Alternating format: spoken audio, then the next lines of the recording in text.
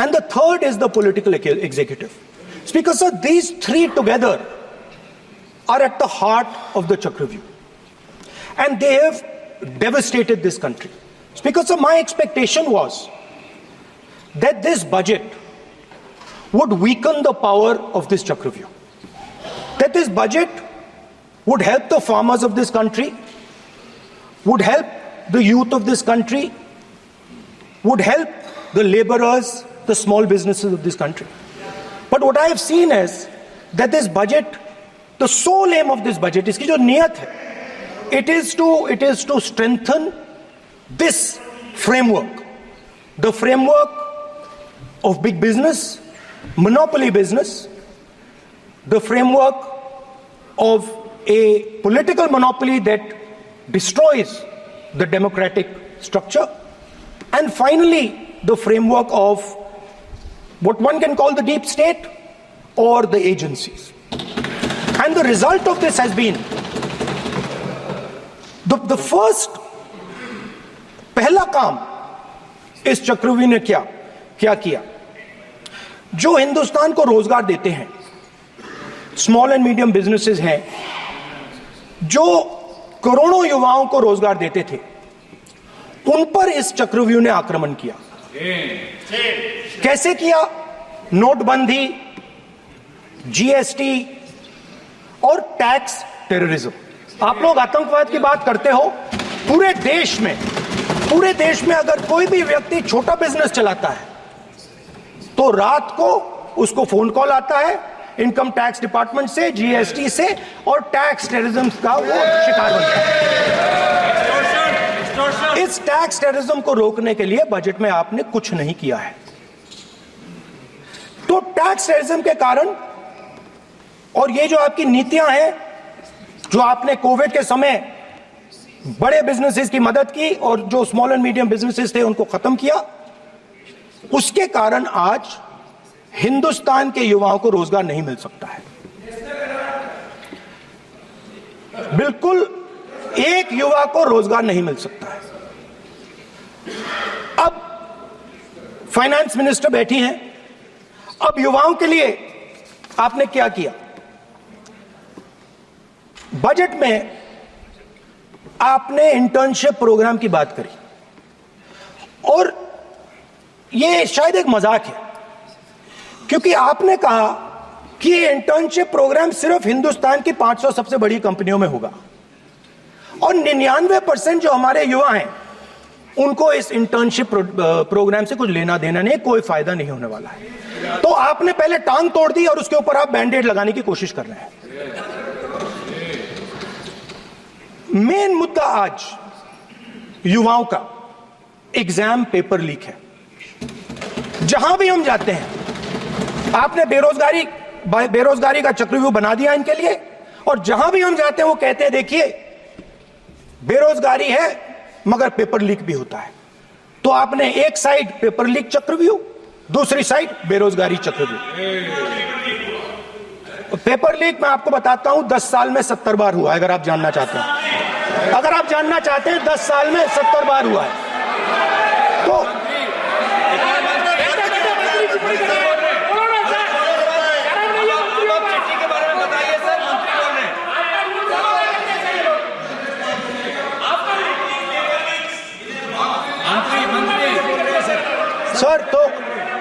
Sir तो paper leak के बारे में फाइनेंस मिनिस्टर ने बजट में एक शब्द नहीं कहा है। युवाओं के लिए पेपर लीक सबसे जरूरी मुद्दा है, उन्होंने एक शब्द नहीं कहा है पेपर लीक के बारे में। एक बार उन्होंने पेपर लीक नहीं कहा, और उल्टा जो एजुकेशन बजट में पैसा देना चाहिए था वो आपने 20 साल में सबसे कम पैसा दिया है। 2.5% of budget is gone to education. Sir दूसरी तरफ आपने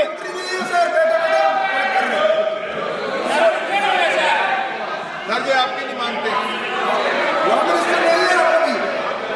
सर, ये रनिंग कमेंट्री कर रहे हैं लॉ मिनिस्टर नहीं है आपकी। सर दूसरी तरफ पहली बार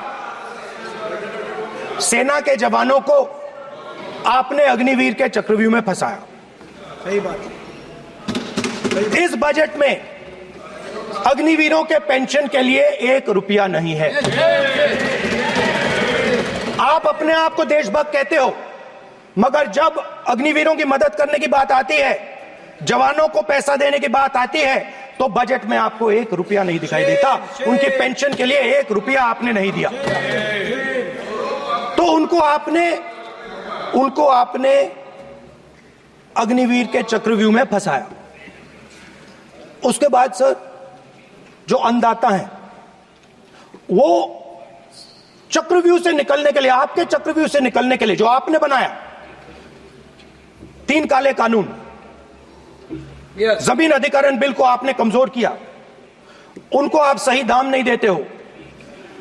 इस चक्रव्यूह से निकलने के लिए उन्होंने आपसे सिर्फ एक चीज मांगी है, 2 चीजें नहीं मांगी है, सिर्फ एक चीज मांगी है। उन्होंने कहा है कि हमें लीगल गारंटीड एमएसपी दे दो। आपने उनको बॉर्डर पे बंद कर दिया, रोक दिया, आज तक रोड बंद है। आप उनसे बात करने को तैयार नहीं है। वो यहां आए, मुझसे मिलने आए, आप उनको अंदर नहीं आने दे रहे थे। माननीय सदस्य, आप सदन में असत्य नहीं कहे। आप वो सर, आप एक मिनट, हाँ चलिए, चलो,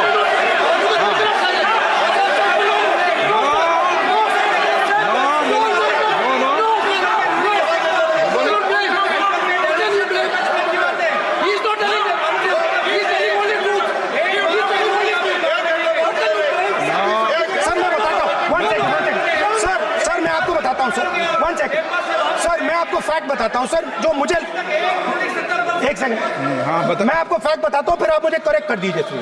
स्पीकर सर, फार्मर्स का डेलीगेशन, नहीं सर, मैं आपको फैक्ट बताता हूं। पर आपके माननीय सदस्यों को कह दें, वो सदन पर आरोप नहीं लगाए। रिपोर्ट से बोलता हूं मैं, बिना रिपोर्ट के नहीं बोलता हूं। बोलिए, बोलिए, उनको बोलने दीजिए, उनको बोलने दीजिए, उनको बोलने दीजिए, आप बोलने दीजिए उनको, बोले, वो बोले, बताएं, वो बताएं, मैं बताऊंगा। Speaker sir, 1 second. Speaker sir, मैं आपको बताता हूं जो मुझे मालूम है। स्पीकर सर, मैं आपको बताता हूं। बैठिए। स्पीकर सर, हुआ क्या, वहां पे सर मुझसे मिलने एक फार्मर का डेलीगेशन आया। मुझे बताया गया कि फार्मर के डेलीगेशन को अंदर नहीं आने देंगे। मैं उनसे मिलने जब गया, तब उनको अंदर आने दिया गया था। सर, ये फैक्ट है सर। अब पता नहीं कोई मिसकम्युनिकेशन हुआ, वो अलग बात है, बट फैक्ट ये है कि जब मैं मीडिया के साथ वहां गया, तब दरवाजे पार्लियामेंट के, संसद के, उनके लिए खुले। उससे पहले वो बंद थे। ठीक है। और ये आप उनसे भी पूछ लीजिए सर। प्लीज, नो, प्लीज, एक मिनट, प्लीज। आपने विषय उठाया, इसलिए मैं बोल रहा हूं। ऐसे तो सदन की व्यवस्थाओं पर सवाल नहीं उठाना चाहिए। किसको आने दें, 1 मिनट प्लीज बैठिए, किसको आने दें, किसको अलाउ नहीं करने दें, ये स्पीकर का जुडिक्शन होता है। नंबर 1, जब ये सूचना आई, आप मिले, उनसे अंदर मिले, लेकिन उसमें एक सदन की मर्यादा का उल्लंघन हुआ कि कभी भी सदन में माननीय सदस्य के अलावा दूसरा कोई व्यक्ति बाइट नहीं दे सकता। और हाँ, और आपकी मौजूदगी में उन्होंने बाइट दी, ये क्लियर करना चाहता हूँ।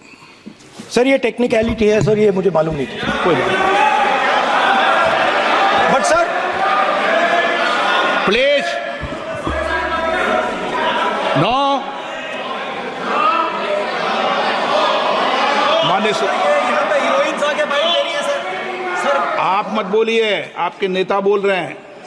तो स्पीकर सर, जब महिला आरक्षण आया था तो ये आपको बेटे बेटे कौन सी करने का अधिकारी है? माननीय प्रतिपक्ष के नेता, आपके बेटे बेटे सदस्य कमेंट्री कर रहे हैं, फिर वो कहते हैं कि लोग क्यों कमेंट्री कर रहे हैं? सर, हम चाहते थे, हमारा एक्सपेक्टेशन था कि जो अन्नदाता है, जो सरकार से सिर्फ एक चीज मांग रहा है, लीगल गारंटीड एमएसपी, हमें लगता था कि ये कोई बड़ा काम नहीं है सर, ये इतना बड़ा काम नहीं है।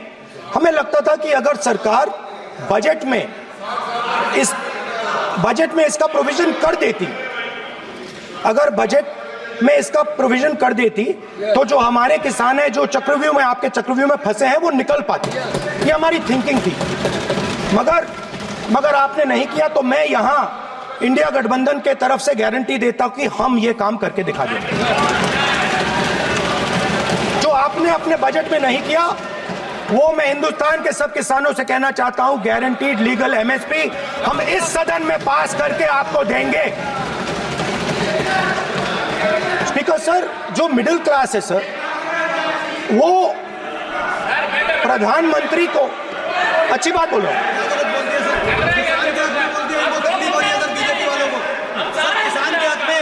अगर नेता के पक्ष बोल रहे हैं तो आप बैठे बैठे टिप्पणी आप मत करो, आप करोगे तो वो भी करेंगे, आप मत करो, मैं सब साइलेंट करो प्लीज। फिर टिप्पणी कर रहे हो आप, प्लीज माननीय सर मिडिल क्लास जो है वो शायद इस बजट से पहले प्रधानमंत्री को सपोर्ट करता था।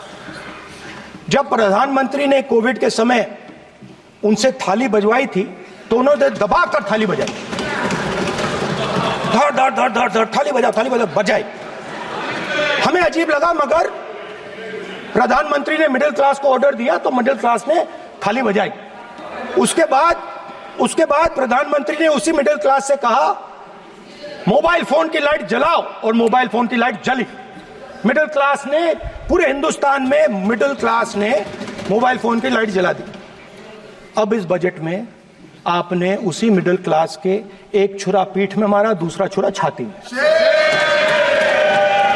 एक इधर मारा और एक इधर मारा। इंडेक्सेशन जो आपने कैंसिल की वो पीठ में छुरा था, और जो कैपिटल गेन्स टैक्स आपने बढ़ाया वो छाती में छुरा। आपने long term capital gains tax को 10% से 12.5% किया, यहां छाती मारी, यहां छुरी मारी, और शॉर्ट टर्म को 15 से 20% छुरी मारी। दुख की बात है, मगर इसमें एक इंडिया गठबंधन के लिए एक हिडन बेनिफिट है। मिडिल क्लास अब आपको छोड़ने जा रही है और इस साइड आ रही है। तो मेरा कहना है, जहां भी आपको मौका मिलता है आप चक्रव्यूह बना देते हो, एक चांस मिलता है आप चक्रव्यूह बना देते हो। हम चक्रव्यूह तोड़ने का काम करते हैं। हमारे बजट में किसान का कर्जा माफ हुआ, चक्रव्यूह तोड़ा, मनरेगा हुआ, चक्रव्यूह तोड़ा। तो हम चक्रव्यूह तोड़ने का काम करते हैं, आप चक्रव्यूह बनाने का काम करते हो। आप चाहते हो कि हिंदुस्तान छोटे छोटे खांचों में रहे, और हिंदुस्तान के गरीब लोग सपना ना देख पाए। सिर्फ अरे क्या सर मैं कैसे बोलूं सर? माननीय सदस्य, एक मिनट सर माननीय सदस्यगण,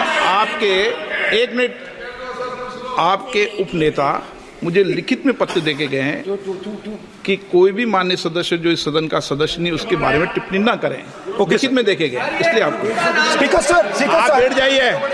स्पीकर सर, तो अगर सर मैं आपसे सवाल पूछना चाहता हूं। मेरे से सवाल मत नहीं पूछ सकते आप। Sorry sir. हाँ। सर तो सर मैं फिर मैं सर 3 और 4 कह देता हूं उनको। 3 और 4 ठीक है सर? अब नाम नहीं ले सकता तो कुछ तो कहना पड़ेगा सर। 3 और 4 कह देता हूं, कोई और नंबर आपके देना। माननीय सदस्य को बता दें क्यों लिख के चिट्ठी गए मुझे। सर, हरियाणा के पूर्व मुख्यमंत्री पर जब इस प्रकार के आक्रमण करते हैं, हरियाणा के पूर्व मुख्यमंत्री के संदर्भ पर हमको आपने चिट्ठी भेजी। एक पूर्व मुख्यमंत्री को आप 2 उद्योगपति से जोड़ना चाहते हैं, एक किसान नेता जो हरियाणा के, आज उन पर जब आपको अलाउ किया है उद्योगपति के साथ जोड़ना चाहते हैं, ये है सदन की मर्यादा। हरियाणा के आप ये चिट्ठी मुझे लिख के गए हैं, उसकी मर्यादा का ये आपको बोलने नहीं दे रहे, ये आपको बोलने दे रहे। आपसे मेरी ये अपेक्षा है आपसे, आप सदन, एक मिनट प्लीज, आप सदन के नेता, सदन के आप प्रतिपक्ष के नेता हैं। ये सदन की अपेक्षा रहती है कि हम सदन का डेकोरम, डिसिप्लिन और उसको बढ़ा के रखें। स्पीकर सर, इसलिए आप जो विषय रखें वो नियम प्रक्रिया में रखें। स्पीकर सर मगर मैं ये कैसे कहूं, इन लोगों के इनका इंडिकेशन कैसे दूं मैं सर? आप मुझे बता दीजिए सर, कोई दूसरा तरीका हो सर, नाम नहीं लेने हो तो कोई और तरीका दे दीजिए सर। अच्छा, एक मिनट, आप ज्ञान मत बांटो उनको, वो ज्ञानी है। सर A1 A2 चलेगा सर, A1 A2। माननीय प्रतिपक्ष के नेता, मैं आपसे फिर अपेक्षा कर रहा हूं कि आप कम से कम नियम प्रक्रियाओं की पालना करेंगे। सदन में आप अब प्रतिपक्ष के नेता हैं, ये अपेक्षा। Sir how PM is speaking, Home Minister speaking, you are not telling this. You are only advising LOP, sir. How can it be? How can it be, sir? How can it be?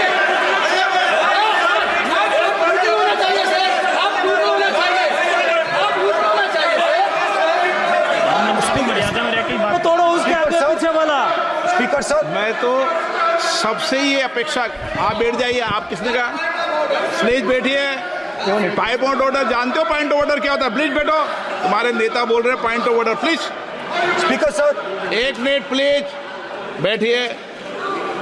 एक speaker sir, sir ये जो लोग, ये दो लोग हैं sir, ये हिंदुस्तान के इंफ्रास्ट्रक्चर को, बिजनेस को कंट्रोल करते हैं सर। इनके पास एयरपोर्ट है, टेलीकॉम का सिस्टम है, अब पोर्ट्स हैं, अब रेलवेज में जा रहे हैं।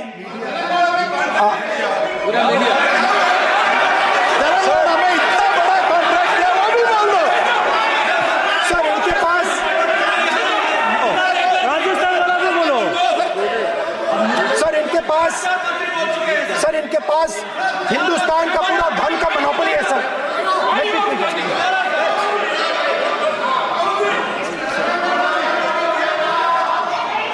सर इनके पास हिंदुस्तान के धन की मोनोपोली है। तो सर मैं समझ नहीं पा रहा हूं इनके बारे में मैं इंडिकेट कैसे करूं। इनके बारे में बोलना तो पड़ेगा सर। अगर आप हमें कहो कि इन दोनों के बारे में आप बोल ही नहीं सकते तो वो तो हमारे लिए एक्सेप्टेबल ही नहीं है सर। हमें तो बोलना है। अब आप चाहते हो कि नाम ना ले तो कोई और सिस्टम दे दीजिए हमें। आपके संसदीय कार्य मंत्री जी, please. No, I'm not giving. I'm not yielding. Sir, I will respond to that, sir. Sir,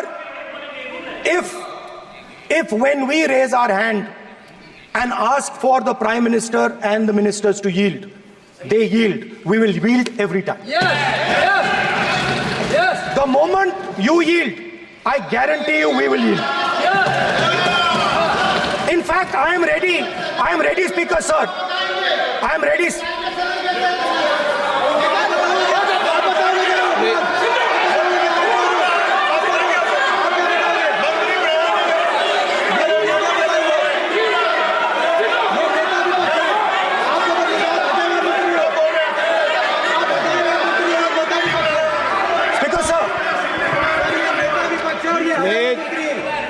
देखिए, आप सभी लोग आप प्रतिपक्ष के नेता को डिस्टर्बेंस कर रहे हैं और मैं आपको बार आप डिस्टर्बेंस कर रहे हैं। वेणुगोपाल जी सब जगह डिस्टर्बेंस कर रहे हैं। आप नोट कर लीजिए, ये योजना से देश में, स्पीकर सर, देश में ये कौन कर रहा है? तकरीबन 73% दलित, आदिवासी और पिछड़े वर्ग के लोग हैं और ये हिंदुस्तान की मेन शक्ति है, स्ट्रेंथ है। और सच्चाई है कि इनको कहीं भी जगह नहीं मिलती है। इनको बिजनेस में जगह नहीं मिलती है, इनको कॉर्पोरेट इंडिया में जगह नहीं मिलती है, इनको सरकारों में जगह नहीं मिलती है। प्लीज ये देखिए सर, ये फोटो देखिए। एक मिनट प्रतिपक्ष, एक मिनट। मैंने पहले भी आपसे अपेक्षा की थी, अब आप प्रतिपक्ष के नेता हैं, संवैधानिक दायित्वों पर है। क्या सर? ओके, सर मैं फोटो दिखा रहा हूँ, एक फोटो दिखा रहा हूँ। एक मिनट, आपने टीवी ऑफ कर दिया सर? नो टीवी कोई ऑफ नहीं है। वो देखिए सर, ऑफ हो गया। मेरा फोटो दिखा, कोई नहीं ऑफ था सर। ऑफ है सर? नो सर दिखाइए सर। एक ऑफ है सर, नो आप टीवी ऑफ कर देते हो। प्लीज आप बैठिए, एक बात सुनिए। ओके सर, नहीं आप Apologize, sir. नहीं नो अपोलाइज, मैं आपको अपोलाइज के लिए दिखेगा। आप प्रतिपक्ष के नेता है तो मेरी ये अपेक्षा रहती है कि सर ये देखिए सर, बंद होगी। आप सदन की मर्यादा को रखें। सर जब भी मैं उसको हटाना चाहता हूं मुझे ये करना है सर, वो देखो अभी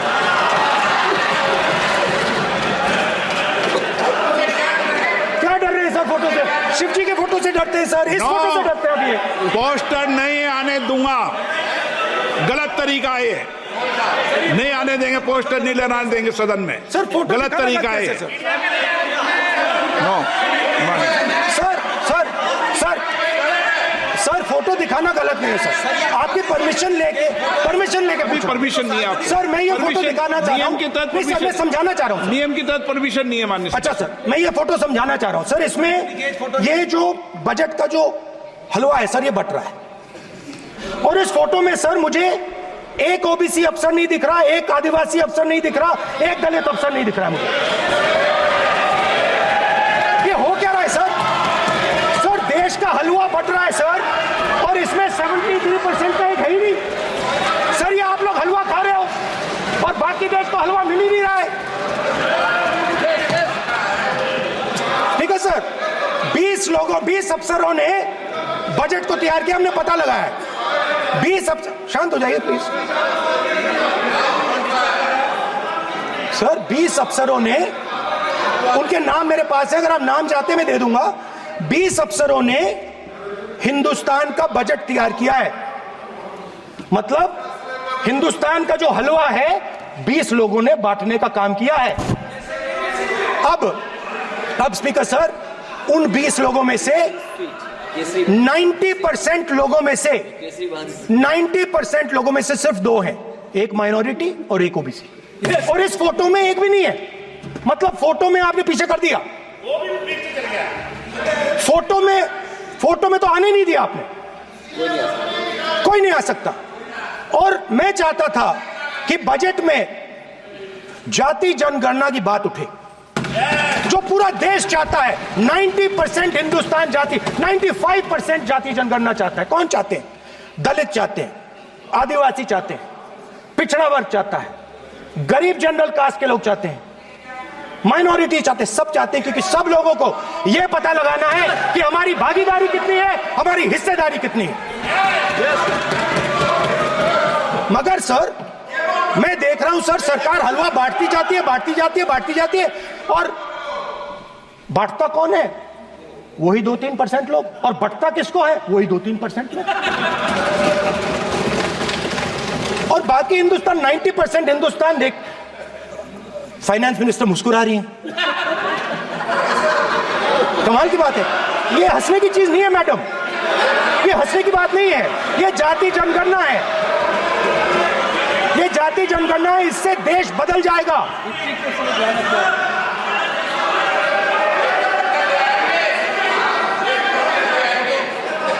सर आपको सर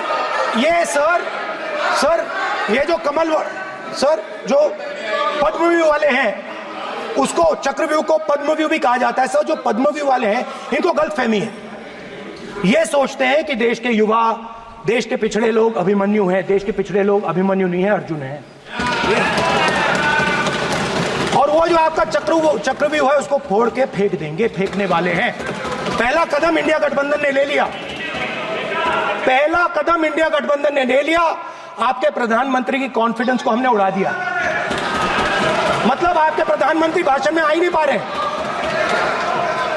और मैं आपको एडवांस में बता देता हूं, मेरे भाषण में कभी नहीं आएंगे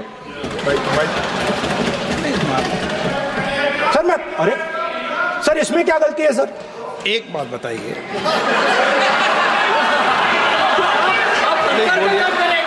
सर तो जो पद्मव्यूह वाले लोग हैं सर, जो कमल फॉर्मेशन वाले लोग हैं, उनको हिंदुस्तान का नेचर नहीं समझ आया। हिंसा, नफरत हिंदुस्तान का नेचर नहीं है, चक्रव्यूह हिंदुस्तान का नेचर नहीं है। हिंदुस्तान का नेचर अलग है। हिंदुस्तान के नेचर के बारे में अब मैं आपको बनाना चाहता हूं। हर धर्म में चक्रव्यूह के खिलाफ फॉर्मेशन होता है, हर धर्म में। माननीय सदस्य, आप जानते हो हिंदू धर्म में चक्रव्यूह का ऑपोजिट क्या होता है, जानते हो आप चेयर को एड्रेस। मैं बताता हूं सर। शिव की बारात होती है सर। शिव की बारात में कोई भी आ सकता है, किसी भी धर्म का कोई भी व्यक्ति आ सकता है, बारात में आ सकता है, नाच सकता है, गा सकता है, अपना सपना देख सकता है। सर, गुरु नानक जी, सिखों की बात करी जाए। హలో తెలుగు రాజ్యం ఛానల్ చూస్తున్నారా? సామాజిక రాజకీయ జీవన చిత్రణే తెలుగు రాజ్యం. అతిశయోక్తులు అసత్యాలు ఉండవు.